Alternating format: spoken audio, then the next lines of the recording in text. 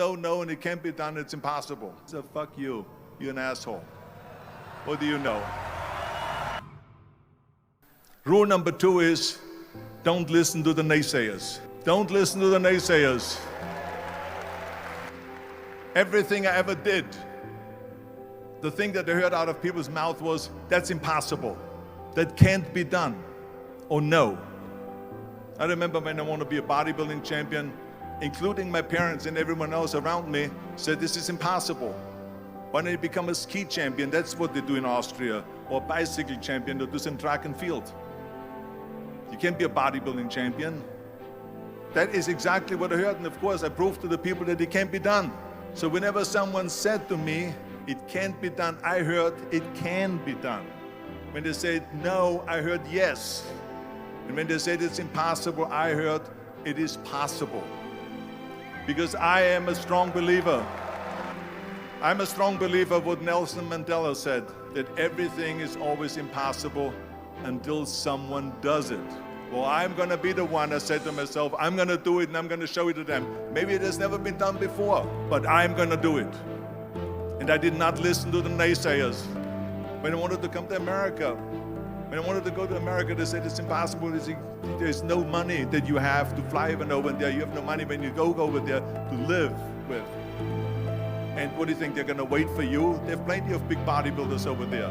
It was all no, and it can't be done, it's impossible. And I remember then the same thing happened also when I'm in the show business. Can you imagine, I was now a bodybuilder, I weighed 250 pounds, I was Mr. Olympia 6 times, I was Mr. Universe 5 times, and Mr. World and Mr. International. I won 13 World Bodybuilding Championships altogether, and now I said to the agent, the Hollywood agent, I want to get into movies. He said, that's funny, Arnold. I asked a studio executive, I say, I want to get into movies. I want to be a leading man.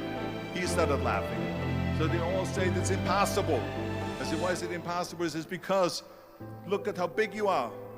You weigh 250 pounds. Hercules bodies and muscular bodies weighing 20 years ago. Arnold, this is the 70s.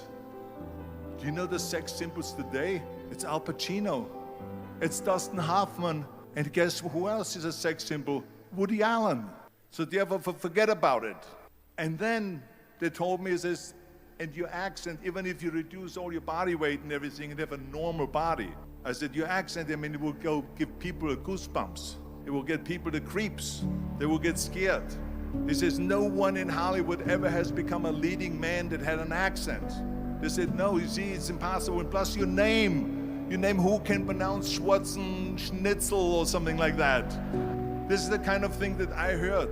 But you know something? I didn't give a shit. I didn't. Because I believed that I can be a leading man. I believed that I could be another Clint Eastwood, or another Burt Reynolds, or another Warren Beatty, or whatever those characters were, Charles Bronson and so on. I believed that I could be those people. I said, there's enough room on that ladder that I can fit up there. And I looked back again and learned from what I learned in sports.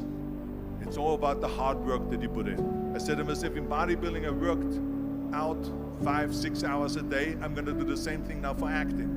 And of course, I went to college to study English, studied voice, accent removal, acting classes, and all of this stuff, all day long. I worked and I worked and I worked. And within a short period of time, I made one movie called Hercules in New York, which of course went right into the toilet. But it didn't discourage me. I still had the same vision.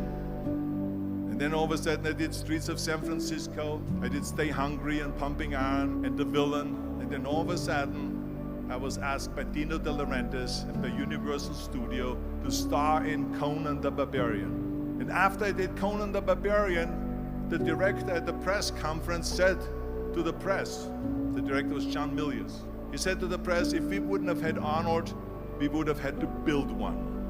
The very body that they said can never be sold because the time is wrong. A few years later, I'm doing Conan the Barbarian, and it was the #1 hit at the box office when it came out. And the director says, if we wouldn't have had his body, we would have had to build one. So all of a sudden, my body became an asset, not a liability. And the same thing was with Terminator. After we were finished filming Terminator, Jim Cameron said to the press, if Arnold wouldn't have had that accent and talked like a machine, I think the movie wouldn't have worked. The body and the accent that they attacked was an asset. But I didn't listen to those losers. I didn't listen to them at all. Because that's exactly the way it was in politics again, when everyone said no, no, no, and it can't be done. And then became governor of California. And this is with everything like that. This is just the reality of it, is that you cannot listen to the naysayers. So this is a very important lesson for all of you. So when someone says, no, this is a stupid idea, you in your mind, you don't have to say it, but in your mind just say this, fuck you, you're an asshole. What do you know? If I would have listened to the naysayers, from bodybuilding to show business to politics, I would not be standing here today talking to you. I would be in Austria in the Alps yodeling. That's right. I would be in Austria still left yodeling. That's what I will be doing exactly. So this is why I say don't listen to the naysayers.